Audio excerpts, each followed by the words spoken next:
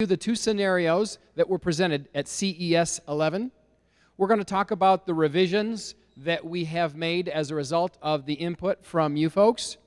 That includes thoughts on preschool, thoughts on revised phasing, and a number of questions and clarifications that were asked repeatedly. And then we're going to look at a final comparison because we did put together another scenario for your consideration. Starting out with those evaluation criteria, the first criteria is a measure of how well a school works as a school. How well does it function? And you know that we've been grading our facilities using an evaluation tool. And that if the facility's ability to perform is reflected in these categories. For instance, if a facility, through its evaluation, was graded between 1 and 29, and by the way, none were. There are no schools in the St. Joseph School District that fell in that category. But if one had, it means it's very inadequate, which means, translation, it should be condemned. You should get out of that building just as soon as you can. It holds no promise for your educational programs.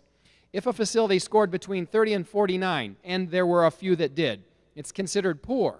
Poor means that it poorly accommodates today's educational programs. It's going to be even more challenged accommodating tomorrow's educational programs. You should make addressing your poor buildings one of your top priorities, either through retirement or significant remodel and renovation.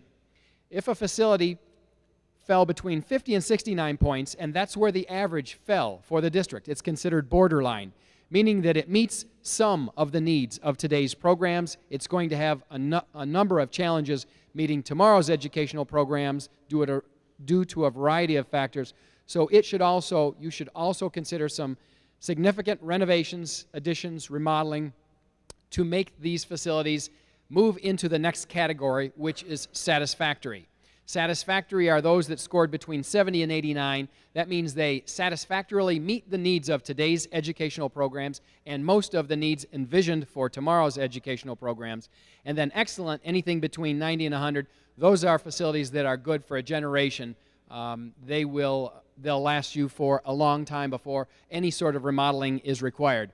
As a note, when we evaluated or when we scored new facilities, we picked the middle of the road score, 95. We don't envision that there is a school out there that's really a perfect 100. It's a robust evaluation tool that includes things like exact centers of the population, and it's rare that you would find anything that meets all of those 100%.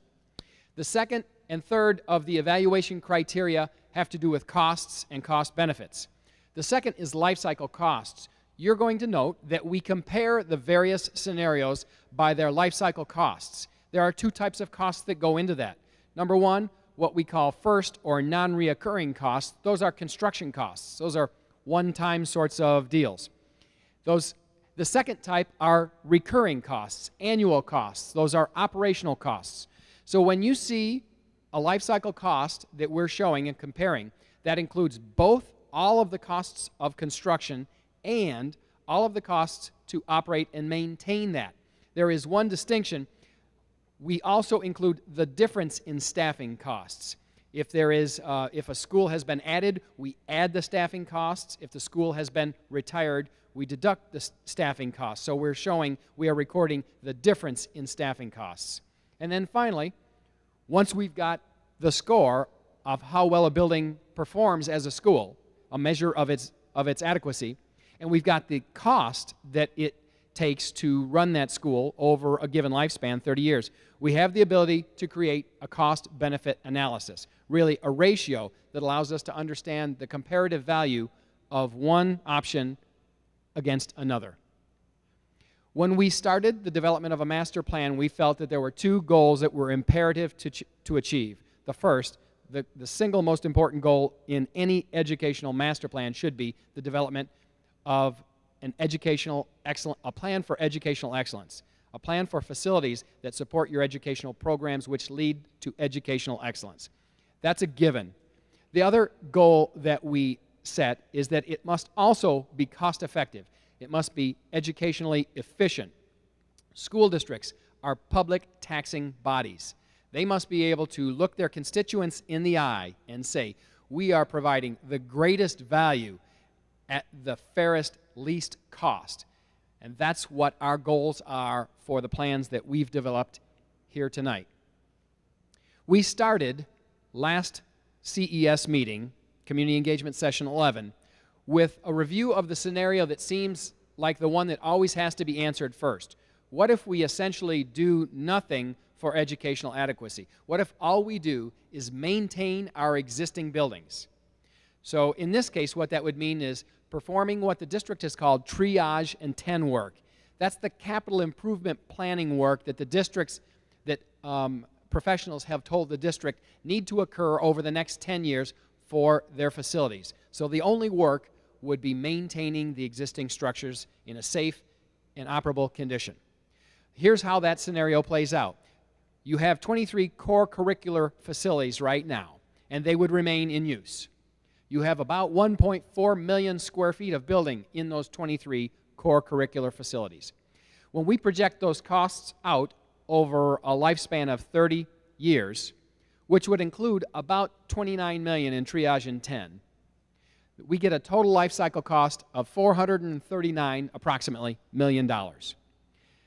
That existing condition has been scored by this process to have an educational adequacy, an average educational adequacy through the district of 58.9.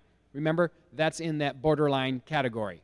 And then the cost-benefit ratio that we've calculated is 55.48, which really doesn't mean anything standing alone. It has meaning when compared against other scenarios. So here was the first scenario that we proposed. We called it the draft master plan. We've renamed these. The first scenario we've called Scenario A. This one we're calling Scenario B, and the other scenario we're going to show you a little later is called Scenario C. So in Scenario B, the draft master plan, we were proposing that you build a new Midtown elementary school, and that at the same time, or as part of the same phase, you retire Hall and Humboldt.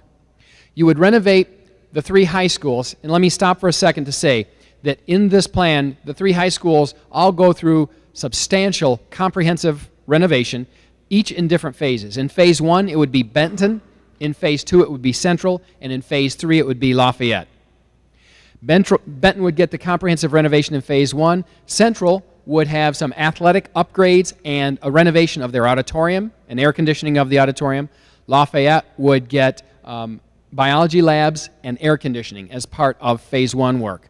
Lindbergh, Pershing, Field, Coleman, and Skaith would undergo security upgrades, air conditioning, and renovations for planning principles. Those were those items that were identified as top priorities during the PACT process.